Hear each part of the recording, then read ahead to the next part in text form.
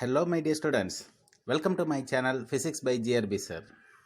In this class, we are going to discuss the Coulomb's law.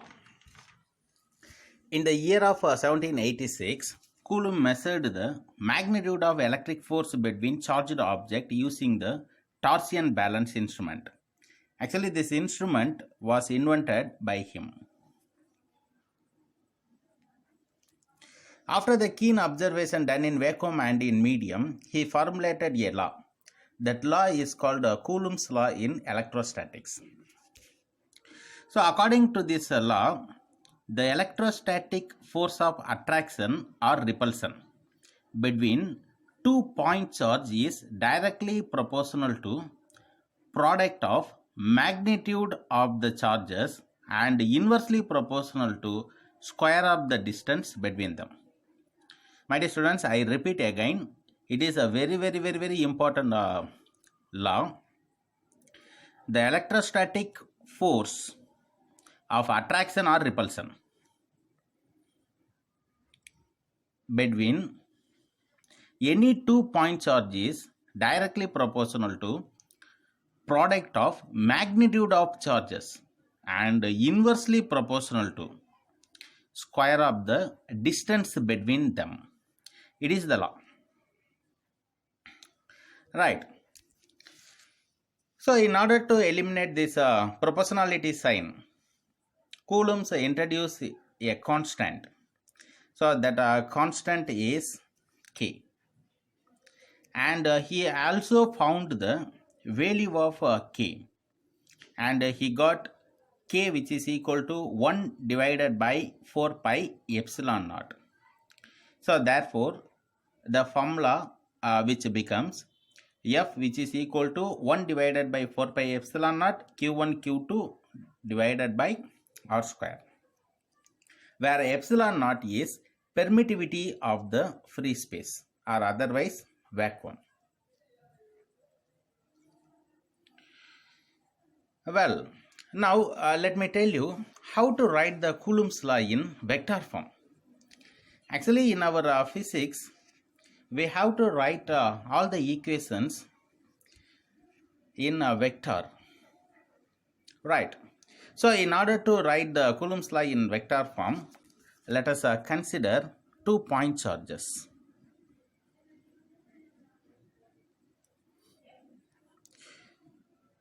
So, here it is plus Q1 charge and here it is plus Q2 charge. And the two charges are separated by the distance r. As you know that the two charges are like charges, therefore there will be a force of repulsion. The first charge Q1 will push the charge Q2 in this direction. I will take the pen. The first charge Q1 will push the charge Q2 along this direction. Similarly, the second charge Q2 will push the charge Q1 along this direction.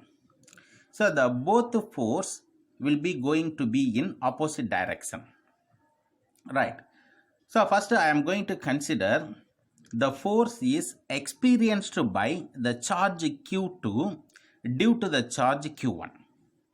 So that force is F21 vector, and according to the Coulomb's law, F21 vector which is equal to K Q1 Q2 divided by R square.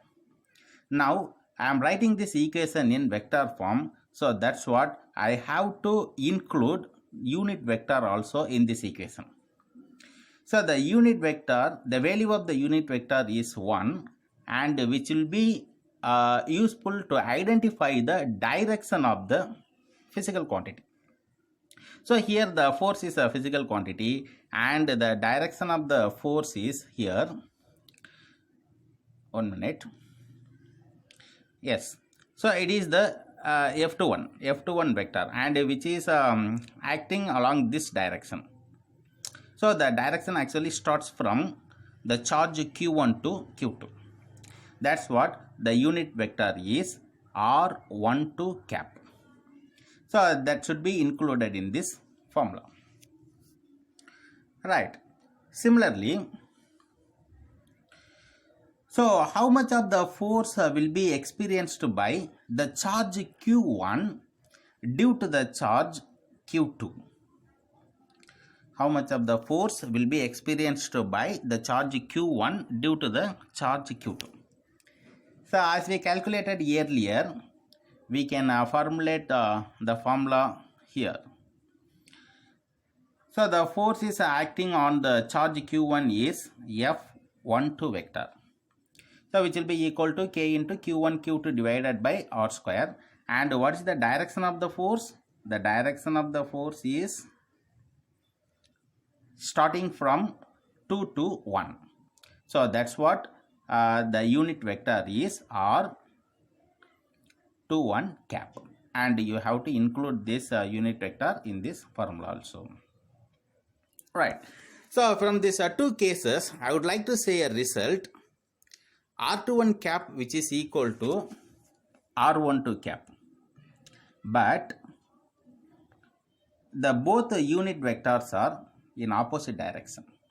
That's what we have to include a minus sign. Similarly, the F21 and F12 two forces are equal but acting in opposite direction. So that's what F12 vector which is equal to minus F21 vector. So from this we come to understand that the Coulomb's law obeys the Newton's third law of motion. உங்களுக்கு இந்த video பிடிச்சிருந்துச்சுன்னா like பண்ணுங்க, share பண்ணுங்க, மறக்காம சேனலை subscribe பண்ணுங்க students. Thank you.